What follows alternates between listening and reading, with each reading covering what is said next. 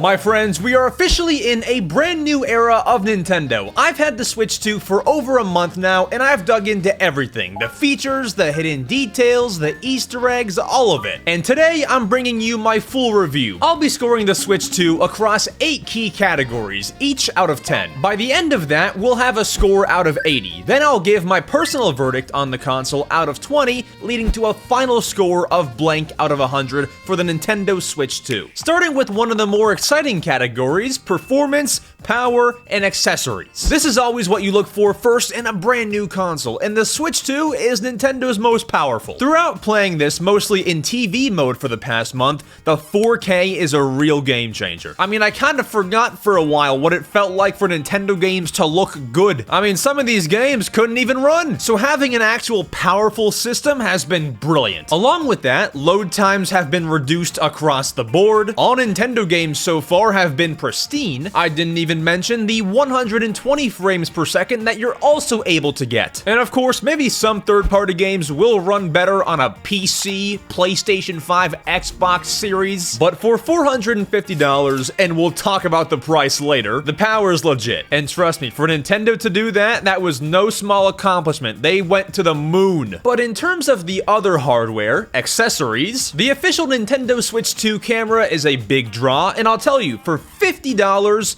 it's not terrible, but you could definitely find something a little bit better and maybe even more compact on Amazon. You're simply paying $50 because it says Nintendo on it, and it even has small touches like being tall enough to see over the Nintendo Switch 2 in docked mode. So camera's fine, a little bit overpriced, not phenomenal quality. But the Pro Controller, this is the best controller Nintendo has ever made. And trust me, I'm not gonna glaze, as the kids say. There's a lot of crapping on Nintendo in this video, but I can't get over how freaking buttery smooth this thing is. The first official Nintendo controller with back buttons. I mean, like, real ones at least. The control sticks are so nice, and guess what? I've only had to charge this Pro Controller once. Out of the whole month, I've had 2 of them. This one's not even been charged yet. As far as mouse controls go, the mouse itself feels really good, but the comfort is not very good. My hands get pretty cramped. Also, 1 month in, hardly any games use the mouse. As we keep progressing in the Switch 2's life, more games will use it. It'll be great. But for now, it's a mouse. And so performance is good, accessories are a bit overpriced.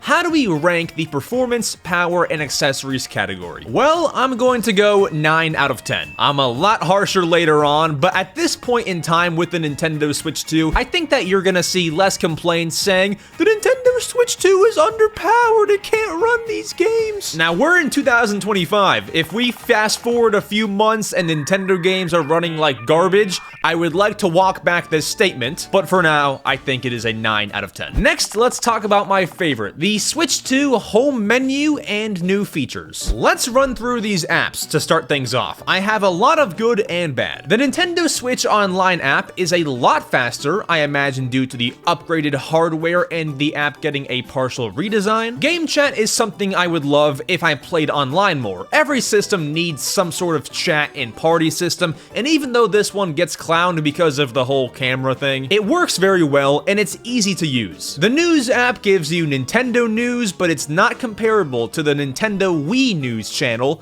That gave you real news. I guess they don't want you seeing articles like this. The Nintendo eShop is legit now. Some people say it still loads slow and it's super bad and laggy, but if you look at my footage here, I mean, I'm not sure how much faster you would want it to be. Sure, there's loading times, but I think Amazon.com has loading times. I would like to knock it for its lack of music though. The Wii Shop channel, the DSi eShop, the Wii U eShop, the 3DS eShop all had music when you would shop, and the Switch and Switch 2 both don't have that. Music could work on the eShop, or at least just be an option. Next, the album. Not much to say here, but I do like how you can upload clips and pictures right to your phone and just download it from there. You don't have to scan 2 QR codes again. My gosh. Game Share is awesome. One person can own a game and share it to somebody who does not have the game, but why on earth is there this gigantic black border around the game. You couldn't have made something tiny in like the top left corner? I mean, this just makes me never want a game share. And on my TV, on this video, it looks great. But in handheld mode, when your Switch 2 screen is already not as big as a TV would be, you have to make the game even smaller. Not optimal. Virtual game cards are cool. You can lend your digital games to family and friends.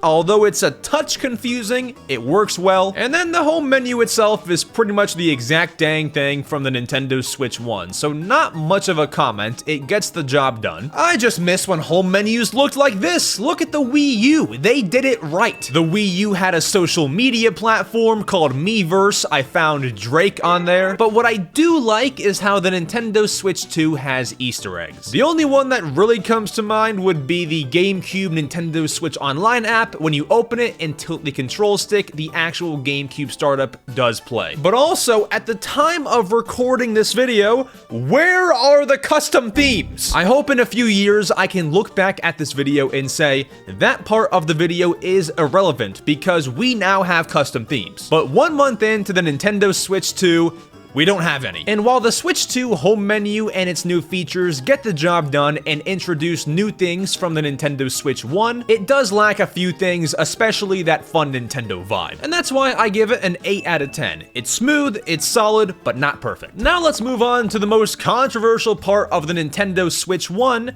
Did the Joy-Cons improve? These have been a blast to use, mostly because they actually fit in my hand, but the buttons are bigger, sticks are bigger, everything is better about the Joy-Con 2s. And when you upgrade from Nintendo Switch 1 to Nintendo Switch 2, I feel like the improvements don't feel that noticeable. And if you feel that way, try this. Hold the left Joy-Con of the Nintendo Switch 2 and hold the right Joy-Con of the Nintendo Switch 1. It feels like a baby. And do you know what's weird? You can actually set up that configuration, Switch 2 Joy-Con, Switch 1 Joy-Con, and use it as one controller. I mean, how did anybody survive even using these? That's what I feel now. And while holding both, the improvements really do shine, as obvious as they are. I don't have to wear the stupid wrist straps to hit the SL and SR buttons. Looking at these and feeling these, I have no hesitation to rate this a 9 out of 10 on Joy-Con improvements. Next, everyone's favorite hot topic, not the store where you buy your clothes, the controversial consumer friendliness is our next category. And this category goes over things the fans have hated for the past few months. The prices of everything, the game keycard situation, Switch 2 upgrades, making you pay $10 for an upgraded version of your game. So let's go one by one here. Game keycards have been a controversy as of late, as more and more third-party games are going this route. Now, what is a game keycard, you might ask? Game keycards are essentially cartridges of physical games, and you put these cartridges in your Switch, and instead of just booting up the game like the game is on the cartridge, you have to download the game essentially from the eShop. And what that physical cartridge does is when you put it in your Switch, you are able to play that digital game you just downloaded. But the game is not actually on the cartridge, you just get to download it. And listen, okay, I'm gonna get hate for this right off the bat in the video. I don't have that big of a problem with game keycards. I mean, listen, I get preservation and all that kind of stuff, but if you don't look at the game keycard thing, you put in cartridge, you play game, you take out cartridge, you cannot play game.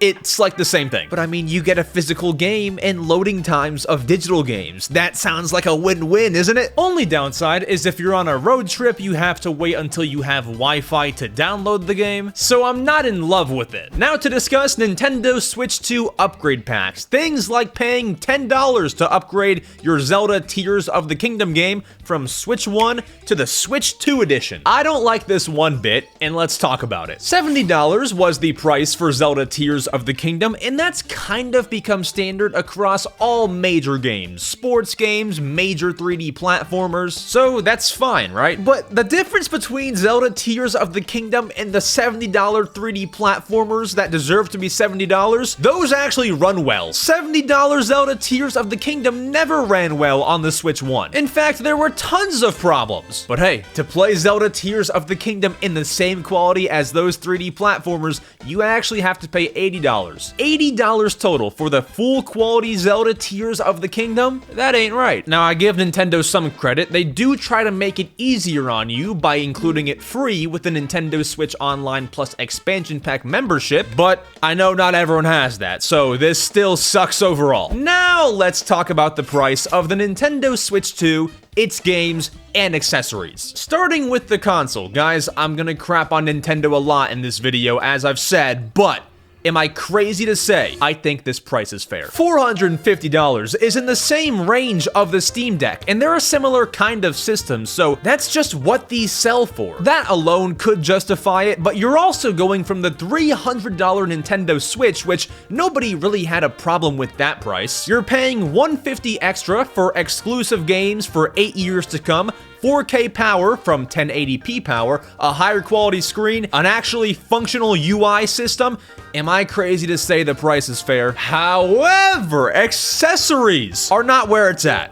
If you break your Joy-Cons, you have to pay $95 for new ones. I think that's the biggest what the bro, that's 1/3 of the Nintendo Switch 1. The Pro Controller being $85, I guess? Camera, $50, they're expensive, okay? But for the games, $80 Mario Kart World, which seems to be getting worse somehow. Listen, I'm on record saying if you pay $80 for Mario Kart World, you will eventually get your return on investment. You will play it enough, and in 10 years, you will sit back and be like, you know what? I'm glad that I paid the $80. Or at least I had enough fun times to warrant the $80. But it still shouldn't be that pricey. I remember back in the day when I was 8 years old, the Skylanders starter pack was $80.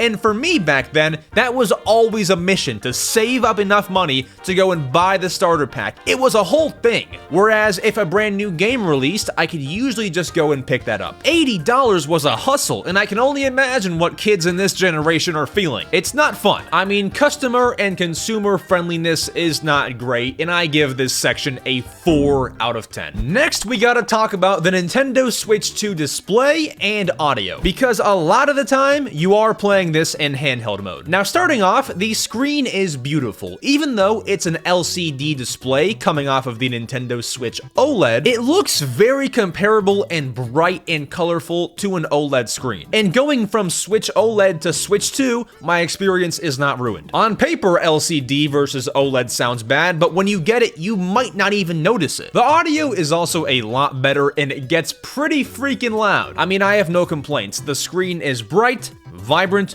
beautiful. Audio is audio. I have no choice but to give this section a 10 out of 10. But next is the Nintendo Switch 2, being $450 in all, built to last. I mean, the build is overall solid. The Nintendo Switch 2 is very obviously going to be heavier than the Nintendo Switch 1, but it's not ridiculously heavy. The kickstand is very much improved, albeit a lot thinner. It can go to all different angles, and the Joy-Con connectors, which everyone seems convinced are gonna break, are very much so on the inside of the console. To break these, you would have to be pretty rough with the console. Now, do beware, it's not the strongest piece of hardware. If you drop it, yeah, it might crack, and believe me, I have dropped it, so I can say it's not some hunk of junk. Even just like the game card slot, I don't know what this metal is, but something about it feels nicer. I feel like if I drop the console, the game card slot won't just pop out like it did sometimes with the Switch 1 or even the Nintendo 3DS. It's built well, so I give this section an 8 out of 10. What I don't give an 8 out of 10 though is the battery life for the Nintendo Switch 2. Let's talk about this. Now, before the console even came out, there were articles saying the Switch 2 battery life is actually worse than the Nintendo Switch 1's. That already was a red flag, but I found out for myself. Me and a buddy went on a trip recently and played Mario Kart for about 2 hours in handheld mode. We were at 100%, or at least I was, and within those 2 hours, we dropped down to 20 to 30%. We got about 2 hours, and to kill the other 20-30%, it would have taken about half an hour more. 2 hours and a half of Nintendo Switch 2 battery life while playing Mario Kart World at, I'll admit, a decently high brightness, but that's not good, is it? I mean, people are gonna be on 4-hour, 5-hour, 6-hour road trips, and I would hope that you bring a charger. It should be a little better than 2.5 hours in some cases. 6 out of 10. And the final category before I give my overall thoughts, which determine the final rating, is it a solid upgrade from the Nintendo Switch 1? When we look at the Nintendo Switch 1, there are honestly flaws on flaws. Joy-Con drift. Joy-Cons pop off without you even having to hold the release button. Games run terribly. The eShop is slow. The Nintendo Switch Online app is slow. And go ahead and comment down below what else I'm forgetting. And I'll be honest, although it has a couple problems, the Nintendo Switch 2 has fixed most of them. As we discussed, the eShop and the other apps all run better. The Joy-Cons, unless you seriously try to yank them off, aren't going anywhere. The hardware, the 4K, is already worth the upgrade. And not even just that. Say you're a Nintendo Switch Online Plus Expansion Pack member. You and I pay the exact same price for it, but because I have the Nintendo Switch 2 and you're on the Switch 1, I get access to GameCube games. So it's an upgrade in that regard as well. But on the bad side of things, it really is almost the exact same thing, just faster, and they're trying not to get sued. Nintendo got sued countless times for Joy-Con drift. So yeah, of course they were gonna fix that. I mean, they added game chat, that's nice, but in terms of a real upgrade, you're paying for power and faster apps. So yes, it is a solid upgrade, but I go 7 out of 10 here. There could have been a few more things done to make it more worth the upgrade. And folks, we're not done yet, because those 8 key categories that I just rated the Nintendo Switch 2 on all equal 61 out of 80. But we have to get to a final score out of 100, so now here are my closing thoughts on the Nintendo Switch 2 and my rating out of 20. You know, back in 2019, 2020, when all of the Nintendo Switch Pro rumors were all circling, this is exactly what I wanted. 4K. Better Joy-Cons, pristine games, and then even a few wacky features that we didn't ask for. The fact that they brought back a microphone and a camera gives so much potential for future games. So there is a lot of hope for the future, but honestly, I don't know what I would have changed about this system that is truly possible. Apart from the home menu nitpicks, I'm not trying to glaze. If you have one of these, it's good, isn't it? I think I give the Nintendo Switch 2 a final rating of 15 out of 20. How they could have got 20 out of 20 from me is make the Nintendo Switch 2 more fun. That's the home menu stuff. And so I proudly give the Nintendo Switch 2 a 76 out of 100. I'm definitely saving room for if there's a Nintendo Switch 2 OLED or a Nintendo Switch 2 Pro. There's a lot more that can be done, but 76 is where we're at. Folks, thank you all so much for watching. If you did enjoy, click here for a new Nintendo Switch 2 video from me, click here to subscribe, and click here to subscribe to my Nintendo podcast. I'll see you all soon. Adios.